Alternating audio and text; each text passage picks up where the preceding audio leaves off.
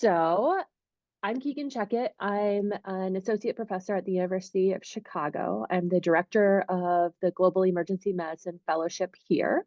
And I've been doing global emergency medicine for long enough that I am old, maybe 12, 13 years, depending where the hard start is. Prior to emergency medicine, I worked briefly. I did internal medicine residency. I worked as a hospitalist on Navajo Nation. Then I transitioned to University of Chicago where I was on the U Chicago team deployed to respond to the 2010 earthquake in Haiti.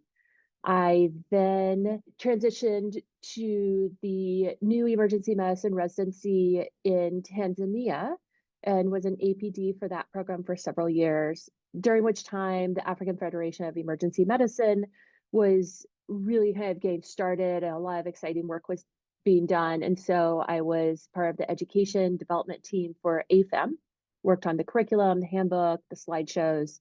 As I was transitioning out of Tanzania, Partners in Health was looking to start an emergency medicine residency in Haiti at its new teaching hospital.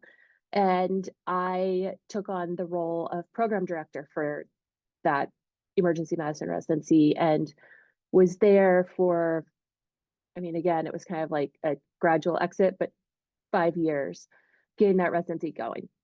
I transitioned out of that just as COVID was starting and spent COVID, as we all did, working clinically, as well as doing specific COVID-19 education development and tools for World Health Organization. At this point, I'm really not doing a whole lot. Actually, the Haiti program is fully independent and doing really well. COVID-19 is no longer an emergency, thankfully, and I'm just kind of bopping around looking for my next gig. I guess that's not true. I'm still with Partners in Health, and right now, for the last 3 years, actually, we've been quite focused on emergency care development in Western Africa, specifically in Sierra Leone and Liberia. And so that's what I'm working on right now, not residencies, but brief training programs. So that's a little bit about me. Since education development is my area of expertise, I thought I would talk about education, care, training, and development for the global emergency medicine practitioner today.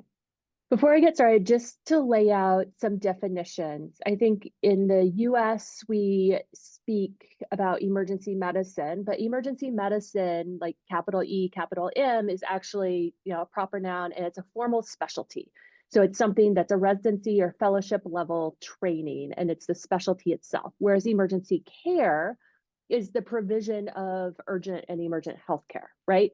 And so globally, that's the more accurate term, and it encompasses all levels of providers and all types of receiving facilities.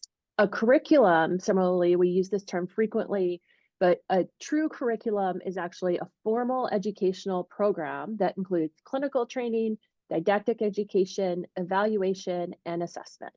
Generally, a full curriculum is much longer and has the goal of training specialists. Whereas a training is a shorter term educational program focusing primarily on clinical knowledge and training. So this is going to be something more like, an 8-week certificate or a 3-month certificate program. So how did we get to this point? It all, in my mind at least, all comes back to this very nicely written WHO bulletin in 2005 by Olive Kobusenji, in which she elegantly, and I'm blanking on my words, makes the argument for emergency care that is an effective, cost-effective strategy. And the sentence in the second paragraph, I think, particularly resonated with people. Emergencies occur everywhere, and each day they consume resources regardless of whether there are systems capable of achieving good outcomes. Meaning this is happening, and it can happen with us actually doing something about it, or it can just kind of spin out of control. A lot of this came to attention because of the significant rise in trauma with motor traffic accidents, but nonetheless, all of this was ongoing. Interestingly, though, we as emergency physicians, particularly in the US, tend to take for granted that emergency medicine is important. Like we regard emergency medicine as a core medical specialty. emergency care and access to ERs as just kind of a given, right? Wherever we are in the country, we can call 911, an ambulance is going to come and it's going to take us to a hospital with a formal ER. That is a space that is open 24/7 with the lights on, staffed by people who know are emergency care trained and know what they're doing, filled with equipment and stuff dedicated to the provision of emergency care. In the majority of low and middle income countries, that type of system does not exist. In the US and high income countries, Canada, UK, Europe, Australia, we know that timely, skilled emergency care significantly improves morbidity and mortality, right? So, like, having these dedicated spaces with dedicated trained staff makes a significant impact for the patients. The point was proving that this was cost effective and the most rational way of managing emergencies, which were indeed happening every day, if that makes sense. And so applying what we know from higher income countries to low and middle income countries, which actually have a disproportionate burden of acutely ill and injured patients, meaning people get sick and get injured more frequently and more severely in low and middle income countries than in high income countries. And there are not, for the most part, readily accessible, timely, skilled emergency care systems in low and middle income countries relative to high income countries. And so, first up was actually making that argument on a stage that people understood. Because up until 2007, the World Health Organization really didn't recognize emergency care as a thing, it wasn't really on their radar. And so 2007 was important because the World Health Assembly Resolution 60.22 actually established emergency care systems as a thing. So this was the highest level of international attention ever devoted to emergency care systems worldwide. This was truly a sentinel event. And they called for not just the recognition, but the development and strengthening of emergency care systems and improved access and availability for patients for all the reasons we just discussed.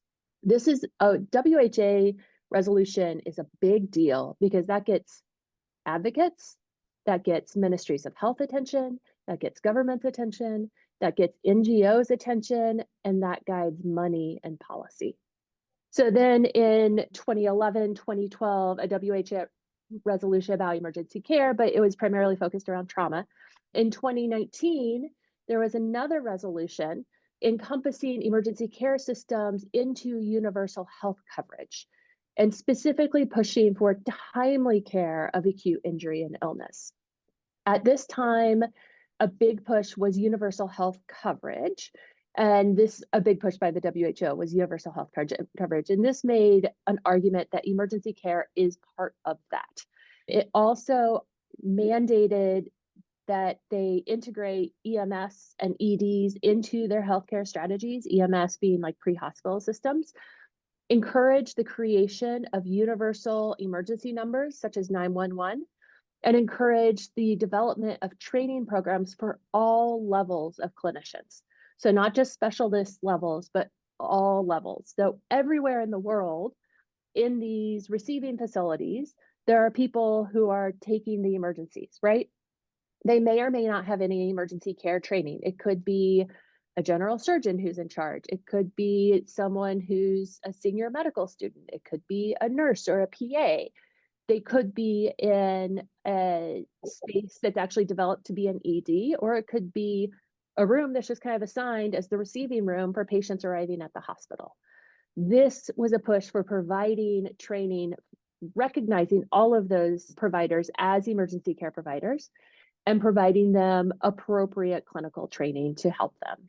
In 2023, there was another resolution, and this one was coming out of the COVID pandemic. And so the focus was on the integration of systems because we had seen during the pandemic how important it was for all of these different systems within healthcare to really work together and how dependent we are. Primary care, emergency care, hospital care, everyone needs to work together. And if we do, we can have an agile, responsive system. And so that was primarily the driving argument for this WHA resolution in 2023. And again, focused on training and education. So With that background, that's 15 minutes of background, I wanted to talk a little bit about considerations in education development. So, in Partners in Health, we talk about the 5 S's to responsible development. Paul Farmer loved to talk about this, and he loved to talk about it because it's completely true, right? These are the ways we need to be thinking about doing development work. This is how we do responsible, useful, ethical work. So, the 5 S's are staff, stuff, space, systems, and social support. And so, staff are the people who are physically there working, right? They need to be well trained, they need to be qualified, they need to be supported, there need to be enough of them. Stuff is all the tools and resources. So we have our emergency care staff, our nurses, our physicians, our techs, the person doing triage. And when we're doing development, we need to think about all of these folks. We're inclined to think about the physicians, but it's a mistake to disregard the other people working in the ER. If you're doing a clinical training program for physicians, you need to be doing a clinical training program for the nurses, for the techs, for the person doing triage, for the record keeping, for everyone else, so that everyone in that ER continues to function as a team and continues to rise up at the same level. Stuff is the tools and resources needed for the provision of care. So it's all the things that fill an ER that allow you to do a job: beds, oxygen, IV tubing, computers, pens and papers. It's everything you can think of that you need to actually deliver care. Space, particularly within emergency medicine, you need to think about an actual ER. So not like a room that's designated, but a room that has actually been thought through about how do we make this an appropriate or best possible ER. So how do we arrange the beds? We probably want the critical patients right here next to the desk, right? Do we need isolation areas? Like, where are we going to keep the stuff? Like, as close as possible, an actual ER. Lights on, staff 24/7, people who know what they're doing and are trained, awake, ready to respond with the appropriate stuff. Like, that's an ER. Systems is everything that goes into that. And then the social support, I think, is particularly important. It's both for the patients, but also for the providers to enable them to continue in their job. So they need to have both job security, sufficient income that they're able to take care of themselves and their family, ideally a job they actually enjoy and want to stick with. And then the social supports as far as like mental health and well-being, because it's a really hard job to do. And so, as we know, as emergency physicians, there's actually quite a bit to social support that goes on as well. And I think we are particularly good about thinking about that, but we need to remember to bring that with us when we're working internationally as well. So, when starting an emergency care training program, the first thing is you have to really understand the ask. And the ask directly might be, hey, how about starting an EM residency? Or, hey, can you do a basic emergency care training? Yes. And you want to follow that up by finding out all the details, because maybe we're speaking colloquially and what we actually want is a fellowship, or maybe we actually want a year-long certificate course, or maybe we want an even more dialed back than BEC training to start. Like, so you need to find out all the details that go into this to fully understand the ask. You also need to fully understand the state of emergency care in the region where you will be running this program, both at the hospital and in that region politically, governmentally, everything else. So, like, what's the landscape of emergency medicine? What resources are available? What trainings have staff had previously? For how long? What's the turnover of staff? Like, are people rotating through every 4 weeks? Are folks there long-term, full-time? Do they actually have an appropriate emergency unit to work in? Do they have the stuff they need? Are the systems and social support in place? Like, you need to come back to the 4 S's, and you need to do a needs assessment if it hasn't been done yet, to kind of assess the state of emergency care where you're going to be working. And now that you have all of this information, you take a step back, you talk to the champions, the folks who really want this, you talk to the funders, and you try to figure out if it's an appropriate ask or if it needs a little bit of tweaking. So again, like, I think off the cuff, most people ask for either a residency or a BEC, and both are great places to start. But if it's maybe not quite the right choice. Like a residency is very intensive. It trains relatively a small number of people over a long time at great expense. And so, if you're thinking about a residency with 5 residents per class for 3 years, you're going to take 3 years to get to a point, and then you have 5 residents, and then you have 5 more physicians the next year, and then 5 more. That's a really slow way to build up emergency medicine in a region where it doesn't exist. Whereas a training program is a shorter period of time. You can usually run through more people. You can build up a cadre of providers more quickly. So that's often the more appropriate ask. But, maybe you're in a place like Haiti, where a large number of folks actually go to medical school. There are a large number of medical schools in Haiti. Residency is very much something that a lot of the graduates go on to do and is well accepted. It works very much like a US system. And so, in order to be acknowledged as a specialist by other specialists, you really have to have done specialty training. So if you want the surgeons, the obstetricians, the pediatricians to actually pay attention to you as a colleague, it helps to have emergency training. And so, that's a situation that actually was more appropriate to do a residency first. And so anyway, every single region is going to be completely different. Your role is helping kind of map all of these questions and take a step back and figure out what makes sense. What's the 10-year plan? What's the 5-year plan? What's the immediate plan? How are we going to get there? One of the important considerations is recognition. So for your trainees, they need to have some kind of recognition that's going to be meaningful at the end of this training. And that's going to differ a little bit, but it might be a certificate that they finished an 8-week course. If it's a residency or specialist level training program, it needs to be that the Ministry of Health and other credentialing bodies actually recognize them as certified physicians licensed to work in that region. But if you're going to do something, you need to have a job available to when you've done that training, right? And so if you completed a 1-year training and you come out and you're still doing the exact same job at the exact same pay level, at that exact same level of recognition, well, what was the point of that training? So there needs to be something that this can build on and help build a person's CV, help build the amount of respect that they are given by medical colleagues.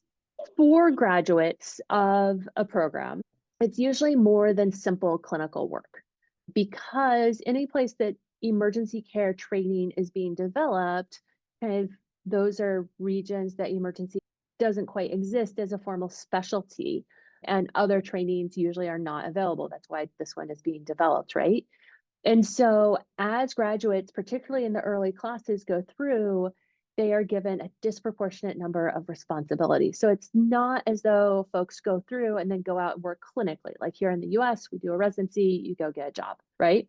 If you're in a region that's actively developing emergency care, you do a training program, but then you tend to be tasked with being a leader for emergency care. You are turned around and you're doing teaching for programs.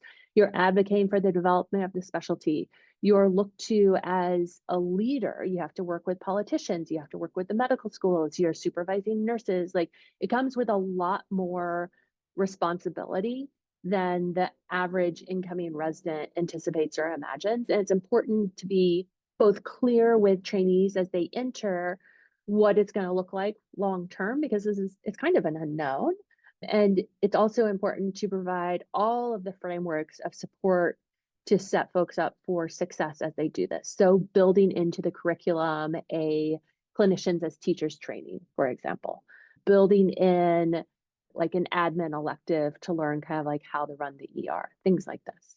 So as I kind of mentioned, you need to make sure that there are sufficient and appropriate post-graduation employment opportunities. In my mind, choosing emergency medicine is an incredibly bold choice. If you're choosing emergency medicine in a region where it does not exist, you are choosing the much harder path. So much easier to choose peds or internal medicine or surgery or something that's well established, that's very clear training, that's very clear job opportunities and pay, that you know what your life is going to look like, that you can just work clinically if you want. Folks who choose emergency medicine because of a sense of dedication and obligation to their patients, because they have an idea of what timely emergency care can accomplish and they want to be part of that. In my mind, that's an incredible sacrifice, and we need to honor it by making sure that folks truly are happy in their jobs and have what they need to take care of themselves and to take care of their families. So, for most physicians, that's adequate intellectual stimulation, right? Are you actually getting enough when you come to work? Are you just kind of like bored and kicking around? Appropriate financial compensation, enough variety, clinical and non-clinical, and again, as I spoke to, well-being and happiness. So again, like we talk about residency quite a bit, just kind of throwing out there, fellowship is also a reasonable path to specialty development. Fellowship would be 1 or 2 years. Your residency generally is 3, even 4 years. So it can be a little bit quicker. It can be a little bit more of a feeder, and you can pick up folks who are already working in the emergency care receiving areas. Like, so like the surgeon who works in this ER and the internist who works in this ER, like folks who have done residencies, who are out there working clinically as emergency physicians already, just don't have formal training. An easy way to pick up all those folks who are already doing the work is by offering a fellowship, and you can kind of turn it over a little bit more quickly. And so then the final question is, can you or whomever is thinking about running this project actually make this commitment? It is a many years long, all consuming commitment that I think we need to be able to make in order to meet the commitment by the trainees. So if there's a class of 10 who say, yes, it's a complete unknown, but I'm going to be in the first class of emergency medicine physicians here in my country, specifically to go on to develop emergency medicine and emergency care for my country, I'm all in, then whomever is providing the funding for that, the training programs for that, the faculty staffing for that, and supervision, those folks need to be willing to also make that level of commitment. This is Kern's 6-step approach to curriculum development. I will just click through this just to say it is actually a science. But when you come to doing curriculum training, so I think first up, for me, it's always easiest to think about the didactics. And so that's how and what topics should be taught, right? And so I am a big advocate of the AFEM curriculum, which I'll come to in just a second and show you how it works. But whatever you choose, you need to choose some template, like a list of topics found in most emergency care training programs. Find it somewhere, sit down with it, and go through and then closely edit to make it regionally and nationally appropriate. By seeking feedback, I mean showing it to ideally others who have done emergency care, emergency medicine development or training programs to get their thoughts.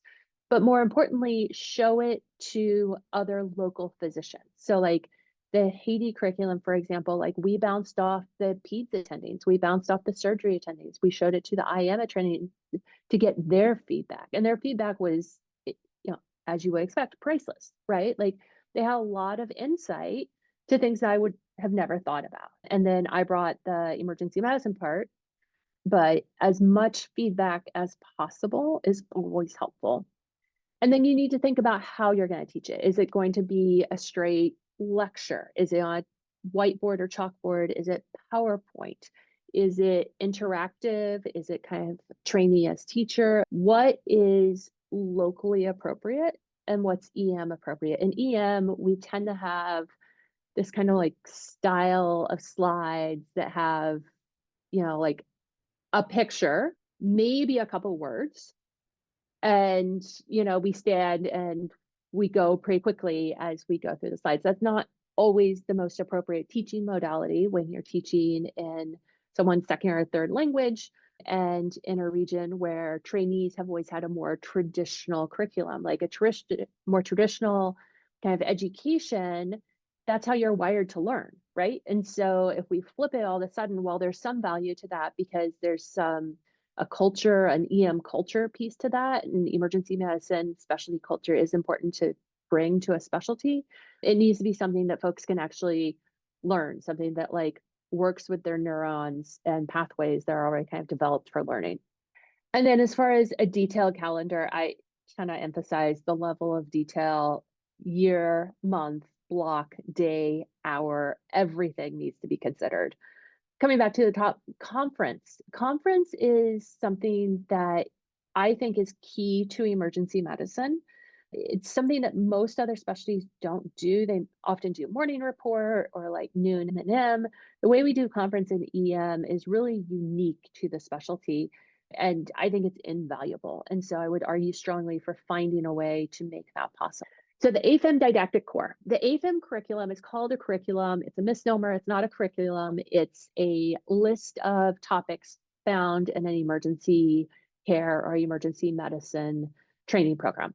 The didactic core, so it was developed by emergency medicine education and development experts who had experience in low and middle income countries. It was checked against various different curriculums and credentialing boards around the world. It's been externally reviewed, and at this point, it's been informally validated. It's not been published to my knowledge, but it's been used by a number of countries around the world at this point with replicable success for over a decade. And so, in my mind, this is the best resource for developing a didactic curriculum. So when you look at it, it's all available for free on the AFM website to kind of walk you through how it works. So it goes by block, and this, for example, is cardiovascular. You see in this left-hand column, 1, 2, 3, that's a suggestion for the week. So week 1, week 2, week 3. This assumes approximately 7 to 8 hours of didactic time per week. So that's not always possible, but that's the working assumption. The didactic core, the second column, if you were to teach all of those topics only in the didactic core, theoretically, you could get through them in 1 year, and that would be like a really solid, robust certificate program. If you add on the expanded modules, those are more complex and higher level topics. That expands it to 18 months to 3 years, depending how you break it up, and is more like a residency or fellowship level training program. The skills are physical exam, EKG, ultrasound, clinical skills. So any kind of like images or procedural skills that are appropriate to that specialty. And then the core interactive modules, those are things that are suggested as more interactive teaching. So like small group cases or kind of like residents as teachers, more like interactive type stuff as opposed to more traditional lecture style didactics. I can see questions popping up. I am not facile enough to actually be in screen sharing mode for the talk and see those on my Zoom. So I will just come to those at the end if that's okay. I'm keeping an eye on it. I'll interrupt if there's something that like about a specific slide. So far, it's mainly just comments, and I just added the link to the curriculum Oh, PDF. cool. Yeah, Thank but you. I'll monitor the chat. No, don't worry about it. Okay. Okay. So that's the didactic portion of things. Now you want to move on to the clinical training. So how and what do you want your clinical trainees to think? Like the clinical training is going to develop them as the clinicians they're going to be. So where do you want them to work? Who do you want to supervise them? Who is going to do the clinical teaching and how, right? And so it's everything from, you break it down, what are the rotations requisite to a specialist level emergency medicine training? How many weeks per year are you going to dedicate to that? Are they going to do off service rotations? If so, what? And where? Who's going to supervise them if on off service rotations? How are you going to do that? Are you doing electives, selectives? Is there a research component? Is there a QI component? There are a lot of things to think about.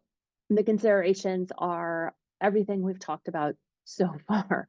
What's the state of medical training where you are? What do the other residents do in their programs? What's expected for a graduate of a residency or fellowship in that region? Also, what's the political will among other clinicians as far as like supervisors and trainees? The quality of the training is incredibly important. So, as I said, as you're thinking about where you want your trainees to be as clinicians, the most important thing, or one of the most important things, is that emergency medicine be recognized as a specialist and emergency physicians be recognized as actually bringing something to the table. Doctors are doctors all over the world, and we are very judgy about things that we don't know. And the best way that we can earn respect from someone else is to be really good at our jobs and know what we're doing, right? And so, if the emergency physicians are really darn good at their jobs and know what they're doing, other physicians eventually are going to take notice and be like, oh, all right, well, like they're kind of crazy, but they do seem good at what they do. So maybe I'm going to listen a little bit more about this whole like EM type thing. So that's really important, but it's also really important for the emergency physicians themselves because we know like it's hard to be an emergency physician. You're rotating on internal medicine, everybody's like talking bad about the ER. On surgery, everybody's talking about bad about the ER. That's true all over the world, but it's a lot harder when you're not part of like a clear, well-developed specialty, right? When you are one of 10 people out there in the world trying to do something really amazing, and your colleagues are kind of like, oh God, can you do it? Believe what the ER did yesterday? It gets you down. And so being really clinically good is important for the emergency physician's sense of self and pride and acceptance in their jobs and what they do, because we know when we're good, right? It's also really important for emergency medicine culture. So you can have folks who basically, well, let me circle back. So in emergency medicine, we think, act, dress, speak completely differently than other specialties, right? There's actually a reason for that. It's because what we do and how we work is completely different than other medical specialties. But that looks very different and somewhat concerning when you're starting a specialty, one. And then two, in order to have true emergency medicine, you have to have trainees and nurses and specialists who have adopted that EM style culture. They think, act, dress differently because when they do, when that happens, that's when you know you have true emergency medicine specialists.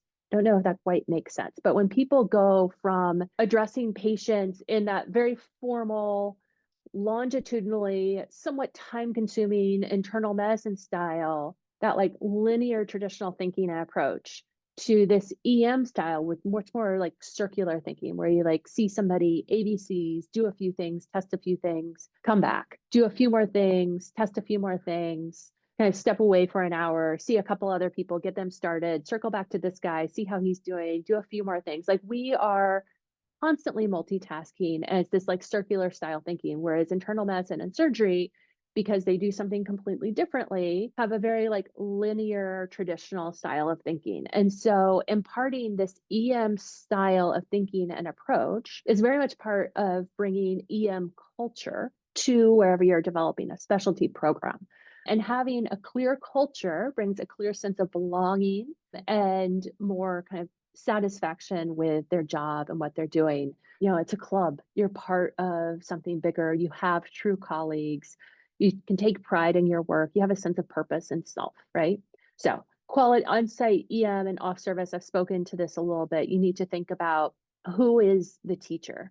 As best possible, you want to have true emergency physicians, so people who have done emergency medicine specialty training programs.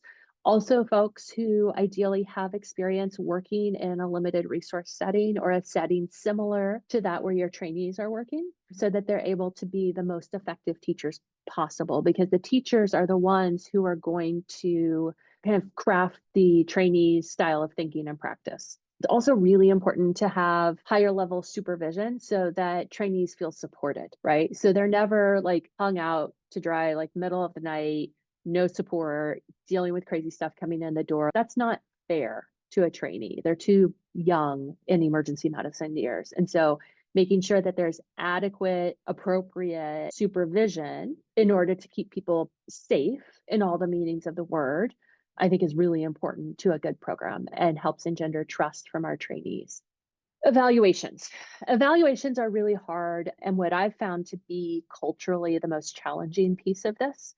Obviously, there has to be some evaluation if we're going to get better, but finding the right way to do it can be tough. I don't have a whole lot more wisdom to say, except that just kind of try to be sensitive to trainees' feelings, be sensitive to how evaluation is done at the clinical setting where you're working, and start by modeling something similar to that, and to build in career pathing from the very, very beginning. So don't wait until folks are third years to start talking about what they're going to do after graduation, because 100% guarantee what they're going to do after graduation is going to be really hard and it's not going to be just working clinically. And so you have to start talking about that from the beginning so that folks are thinking about that from the beginning and preparing for it. Assessment, again, is a little bit more straightforward, but needs to be acceptable to both the hospital or site that you're developing the training program and also to the Ministry of Health. This is really important because you want your providers to be recognized for the specialists they are when they finish the program. And so the language that the exams are in, how they're administered, how frequently, and then also recording the grades and preserving the exams so that they have these documents to show that they've done it. For that, I personally kept all the paper copies, but also scanned everything in electronically in case of fire or hurricane or anything else like that might damage the physical paper copy. For resources, it's really hard to write good exam questions. AFIM has an education, like a question bank that will provide professionally written multiple choice questions that are a great starting point. Just like the curriculum, it's a starting point. You have to go through and tweak them and make them regionally appropriate to wherever you are, but it's a great starting point to have. For SIMs, you usually can find a lot of those online. And so SIM exams can be a little bit easier. And short answer, I think there's a little bit more latitude too as well. Okay, so that's the broad overview of some of the infinite number of things that need to be considered when you're starting a specialist level training program. I'll pause here if there are any questions, and then I was going to show you all some of the curriculum materials from the HUM residency in Haiti. Are there any questions before I move on? I Okay. think I have one kind of more existential question is how do you try to develop that culture shift of EM? I feel like that's the part that's one of those, like the didactics is pretty straightforward. Yeah. Lecture, small groups, sim cases, whatever. It's developing the culture of EM when you only have a limited number of teachers that are actually EM trained, and Yeah. then an entire, like a new residency that you're trying to develop that. That's the part that has always seemed the most challenging to me. Yeah, I actually have a whole talk about that. That was one of my biggest takeaways from both of the residencies I've worked on, how important the culture is, and physician well-being and happiness and staying in the career long term. It's kind of all the things. So to start with, I always bring tools that are, I'm trying to think of the anthropological tool, like key tools to emergency medicine. So goggles, shears, an AFM handbook often, like a couple of resources like any EM clinician would kind of have on them at all times while they're working clinically, right? Things that are unique to EM. Filling the ER with EM handbooks and textbooks so that they're not using surgery and internal medicine books is helpful. Podcasts and blogs are helpful, but often are not. One, you have to have a higher level internet, which is not always possible. And then two, there are language issues and the clinical setting is often just very different. And so I feel like it gives folks a taste of EM, but I haven't found them as useful as I had actually hoped they would be. Just because, when you're talking about like thoracotomies, people are like, okay, let's talk about pneumonia when there's only one ventilator for the ER. How about that? It's just it's a different clinical like milieu and different set of resources and presenting complaints. I think conference was really important. And one of the other things I did starting the second or third year that made a huge difference was we paired people up. So, like big sister, little sister, older sibling, younger sibling programs. So, a senior resident would be paired with a junior resident, and we had residency families. That started in the very first month. And then during the first month of like orientation, the EM trainees had quite a few like social events for everyone to get to know each other and kind of create that sense of camaraderie. and to bring the younger folks in.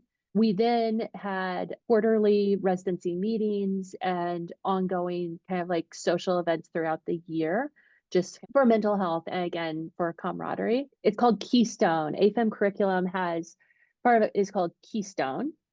And Keystone is like a super boiled down core emergency care knowledge and skills. It can be run in a week, it can be run in a month. Every year for the first month in Haiti, we run Keystone. And Keystone, the first years go through it, and it's a core kind of like EM immersion, right? So, like, they show up, they're given key tools of emergency medicine, and they start Keystone.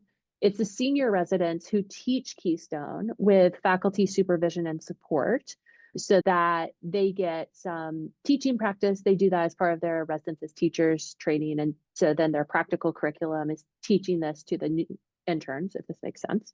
And then it's the residents, the new residents. So they do Keystone every morning. They're in the ER working clinically every afternoon. They have didactics every single morning for the first month. We're doing social events regularly. They are part of families. Like, it's a super intense first month. And I think that makes a big difference. And then we kept them in the ER for the second block as well before starting to send people out on off service rotations to try and solidify those skills. Makes a lot of For, sense. And it's different from how like EM interns in the US tend to be, where they tend to have a lot of off service yeah, time their first year. So you try to keep them a little bit more in the ED, at least at the beginning, to yeah, get we try that and like keep them. culture vibe. Yeah. Yeah, we keep them Cool. super, super close. And even when they're on off service rotations, it's still, we have conference every week. And I think that's invaluable. Awesome. Thank you.